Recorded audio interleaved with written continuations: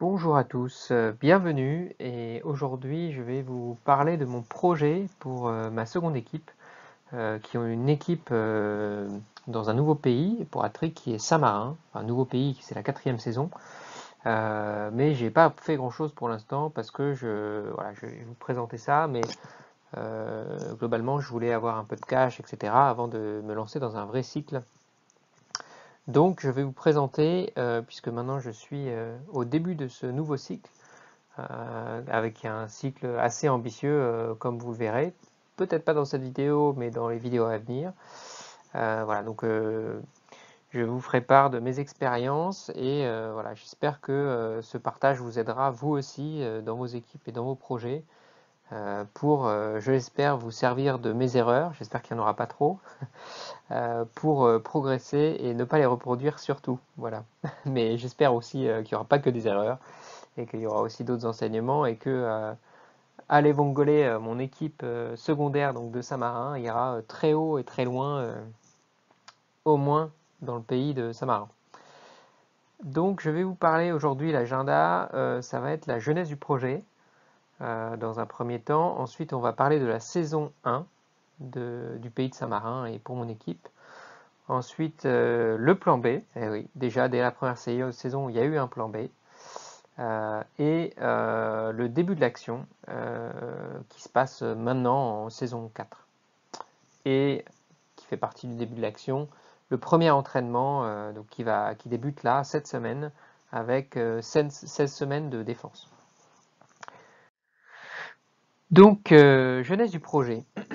Nouveau pays, voilà, je voulais depuis longtemps me lancer dans un nouveau pays et comme j'ai un projet, un cycle long sur mon équipe principale, voilà, je pouvais pas le faire tout de suite et du coup je voulais enfin en tout cas repartir sur un nouveau projet. Et puis là, c'était un projet qui, le plan A nécessitait que ce soit un nouveau pays parce que la première saison, comme vous pouvez le voir dans le plan, c'était une stratégie sans formation pour la coupe avec des joueurs âgés en privilégiant l'expérience et des primaires. Alors au début, comme on part avec 200 000, c'est des primaires de 11-12. Et puis l'idée, c'est de, et vous allez voir les slides plus tard, ensuite vers la fin de la coupe de réinvestir tout l'argent gagné pour essayer d'aller chercher la coupe dès la première saison. La seconde saison, c'était en fonction des résultats de la première saison, donc soit une équipe mixte avec les 4 de la saison 1 et des joueurs à former pour faire une transition vers une équipe peut-être un peu plus jeune à voir, mais là c'était pas du tout j'ai pas du tout réfléchi cette transition et je pense que j'aurai jamais à le faire. Et soit sans formation, si jamais une demi-finale ou une finale en coupe, etc., potentiellement, je me disais que je pouvais peut-être, du coup, avec le cash, rester sur une équipe de joueurs âgés. Voilà, mais là encore, c'est pas quelque chose que du coup j'ai été amené à faire. Saison 1, stratégie, tout pour la coupe. Donc j'ai acheté des joueurs pour les premiers tours de coupe avec donc j'ai un budget de entre 200 et 250 k, je sais plus à peu près. Vous pouvez faire l'addition en dessous si vous voulez et vous me direz quel était mon budget. Donc j'ai acheté 9 joueurs avec des primaires entre 11 et 13 à peu près et avec l'objectif de ensuite maximiser la trésorerie pour à l'issue des premiers tours de coupe renforcer l'effectif et passer avec des joueurs toujours âgés mais des primaires plus entre 13 et 15 pour voilà, essayer d'aller l'emporter. La saison 1, la coupe a bien débuté, mais on a été rapidement battu. Donc le troisième match de coupe, troisième tour de coupe, sachant que du coup ça devait être les 64e de finale parce que il n'y a que 4 divisions. Troisième tour de coupe, je me fais sortir. Donc j'étais à domicile, comme vous pouvez voir à droite là sur le petit encart. J'étais à domicile avec une belle possession, une défense honorable. Voilà, je pensais pouvoir l'emporter et je me suis pris un 4-1 qui fait un peu mal. Une petite surprise, 4-1 quand même le score, je pouvais perdre, hein, c'est sûr, mais 4-1 ça fait un peu mal.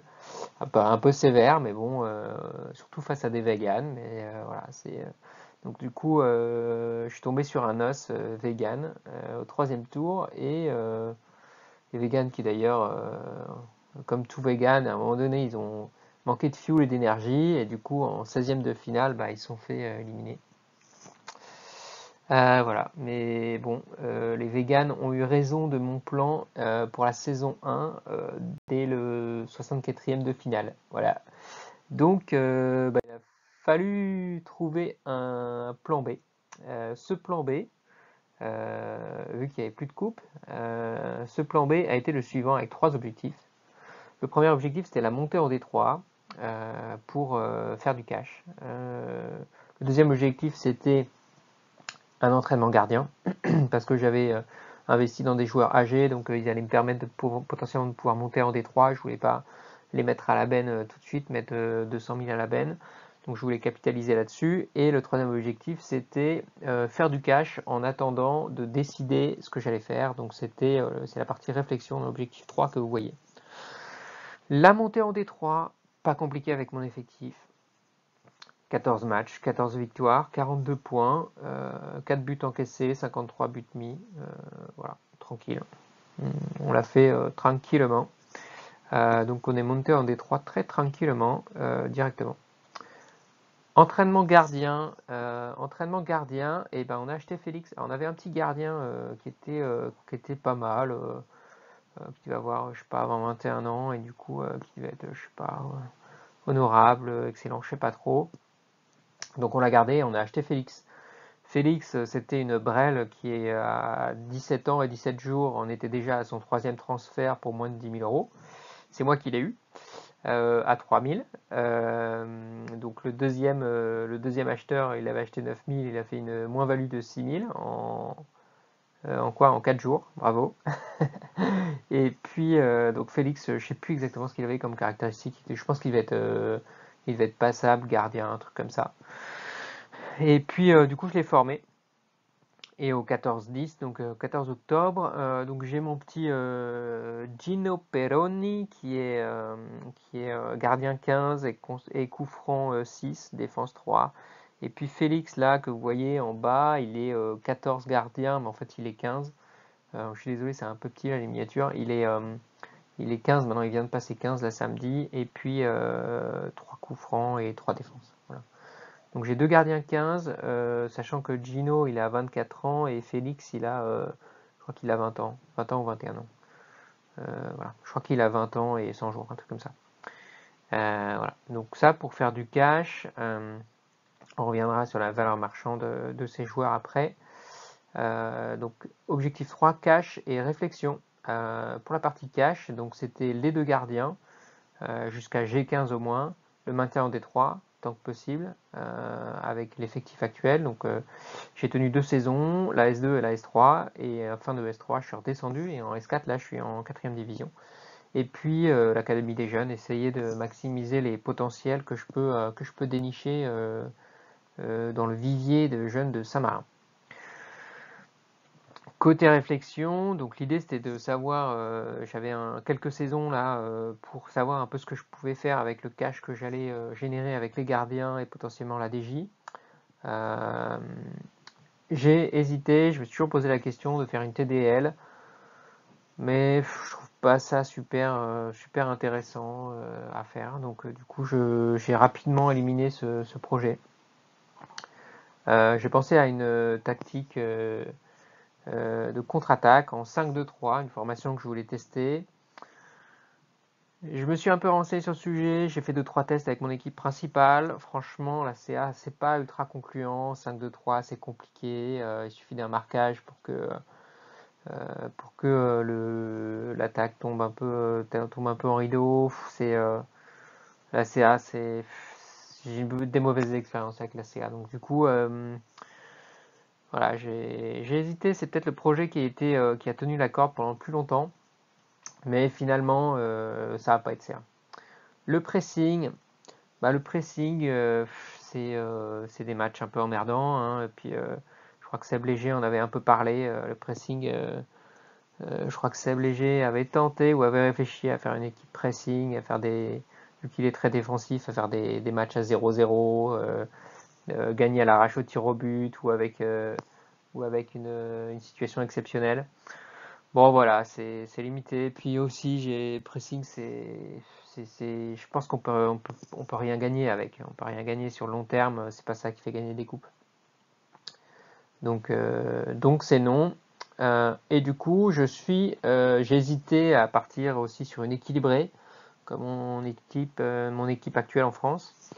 Et en fait, c'est ça que j'ai choisi. Et la dernière à laquelle j'avais pensé, c'était le 2-5-3 en mode bourrin. Voilà, milieu à fond et puis on tape devant. Mais bon, c'est très prévisible. Et puis l'équilibré, j'avais envie de capitaliser un peu sur mes connaissances d'équilibré de mon équipe française et aussi sur quelque chose dont je parlerai un peu plus tard. Saison 4, du coup, fin de la réflexion et début de l'action. On part sur une équipe équilibrée, comme je l'ai dit. Pour former cette équipe équilibrée, je vais partir sur un cycle de formation complexe. Fit Papami, je ne sais pas si vous connaissez, c'est un hat-tricker, un YouTuber anglophone, qui est en fait, je crois qu'il est israélien. Il vit en Israël. Voilà, je vous invite à le suivre si jamais vous ne le suivez pas. Il faut parler anglais, il faut comprendre l'anglais, mais il y a vachement c'est vachement intéressant, il y a vachement de choses à apprendre chez lui, donc il est vraiment top. Et du coup, je vais essayer son cycle de formation complexe, mais je reviendrai dessus. Je vous ferai une version française de ce cycle de formation. Le point de départ, où est-ce que j'en suis aujourd'hui? Donc j'ai fait une petite photo de mon équipe la semaine dernière, c'est au 14 octobre. Donc en cash, j'ai 5,9 millions d'euros. La valeur marchande de mes deux gardiens, je crois que c'est 20 et 24 ans, c'est 11,9 millions d'euros. Ça me fait un total cash de 17,8 si je les vends maintenant.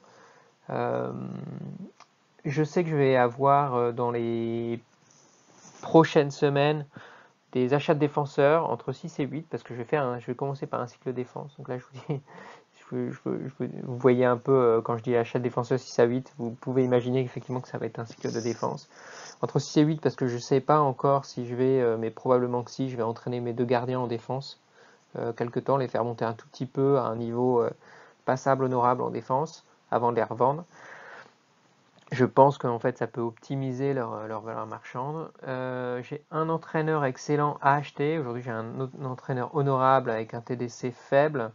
Donc ça c'est des dépenses prévues d'à peu près 3,2 millions. Ce qui fait qu'il me restera, j'ai pas fait le calcul là, mais du coup ça fait 14 millions 6. 14 millions 6 pour le reste, sachant qu'après les achats de défenseurs 6 à 8, en fait ça va être principalement du trading que je vais faire, du profit, et puis il y aura un seul défenseur que je vais entraîner la première saison, qui sera un défenseur de mon équipe A sur mon cycle de formation complexe. Les autres paramètres, j'ai un stade de 40 000, il faut encore que j'investisse pour le faire grandir. Je suis passé de 12 à 40 sur les 3 saisons là. Supporter 1710, mais bon, ça augmente bien rapidement. Et puis, ce que je vous disais, je vais avoir un entraîneur, pas encore là, mais j'attends la fin de la saison. J'aurai un entraîneur excellent avec un tempérament de chef faible. Pourquoi tempérament de chef faible? Parce que pour l'instant, le sportif, je ne m'y intéresse absolument pas. C'est que du cash, que du trading. Et du coup, j'ai pas besoin d'aller payer ultra cher un joueur extérieur avec un tempérament de chef qui est haut, parce que je me moque complètement du milieu pour l'instant, et d'avoir un TS optimisé. Du coup, j'ai acheté en fin de saison dernière Joachim Torga, qui va être mon entraîneur, et qui a un niveau d'expérience divin plus 2. Et que j'ai eu la chance de pouvoir acheter du coup à 61 000 euros. Donc du coup c'est rien, avec un super niveau d'expérience. Donc j'espère qu'il ne me coûtera pas plus de 2 millions à transformer. Je ne sais pas exactement combien il me coûtera, mais je pense que ça sera moins que 2. En tout cas, c'est ce que j'ai pris dans le budget. Voilà un peu ce que je pouvais vous dire sur une photo au 14 octobre. Les premiers pas, du coup, si on regarde un peu, si on fait un focus sur les joueurs, donc je vais commencer par 16 premières semaines de défense. J'ai le premier joueur, Ettore Gobi, que vous voyez en haut à gauche, ça sera le joueur que je vais entraîner pour l'équipe A, le seul. Le reste, ça va être que du profit. Donc les 9 autres profils de joueurs que je vais entraîner, ça va être du profit. Il est défense 6, mais il est 6, il va bientôt passer 7, je pense. Là, je l'ai promu ce week-end en fait. Il va bientôt passer 7, construction 3, mais c'est pas grave, ça se rattrape. Ailier 4, passe 5. Voilà. C'est un profil pas trop mal parce que c'est un joueur maison. Donc si on compte un peu, ça fait 6 et 3. Ça sera plutôt un construction, ça sera un joueur, un milieu défensif. Donc 6 et 3, 9. 9 plus 5, ça va faire 14 et 18 avec buteur dans les caractéristiques qui lui serviront en tant que milieu.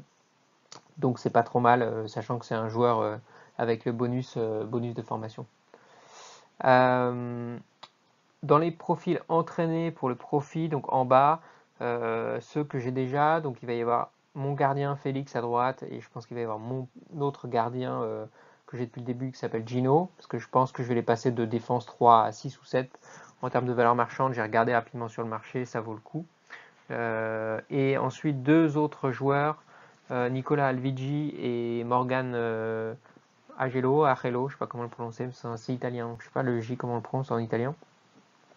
Qui eux en fait ils viennent du centre de formation, donc voilà, ils ont des profils plutôt pas trop mal, donc du coup je pense que eux je vais les entraîner pour faire du profit plutôt que risquer de les vendre 1000, 10 000 ou max 15 000. Autant les entraîner, ils me coûtent rien, et puis les revendre à 1 million ou 2 dans je sais pas, 2 ou 3 saisons.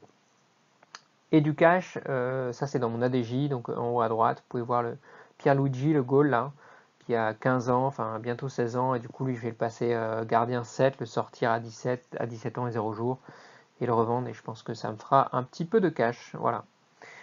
Donc voilà, je pense que je vous ai dressé un peu un portrait et une petite vidéo rapide pour vous montrer un peu là où j'en étais sur mon projet, vous partager les premiers pas, comment j'ai commencé. N'hésitez pas si vous avez des questions en commentaire, j'essaierai d'y répondre. Et puis sinon, à venir sur ma chaîne, une vidéo sur qu'est-ce que le cycle de formation complexe en français, pour ceux qui ne sont pas forcément anglophones. Et ensuite, partager avec vous la suite et la fin des achats pour la première saison. Voilà, voilà. N'hésitez pas à vous abonner si vous voulez suivre cette équipe et ma chaîne et mon projet. Et puis, n'hésitez pas à poser des questions en commentaire si vous en avez. J'y répondrai avec plaisir. En termes de vidéos, j'en ferai pas forcément souvent. Le but, c'est pas forcément la régularité, c'est vous partager des choses quand il y a des choses à partager, plus que faire des vidéos toutes les semaines. Voilà. Après là, j'ai quand même 2 projets de vidéos pour la suite et la fin des achats qui devraient arriver rapidement. Et le cycle de formation complexe. Mais ça prendra un peu plus de temps, cette vidéo à faire. Mais voilà, j'essaierai de vous la faire bientôt. Sur ce, bonne fin de journée. Amusez-vous bien. Bon match. Et puis, comme dirait Seb Léger et certains, vive le moteur de jeu. Allez, ciao, bye bye.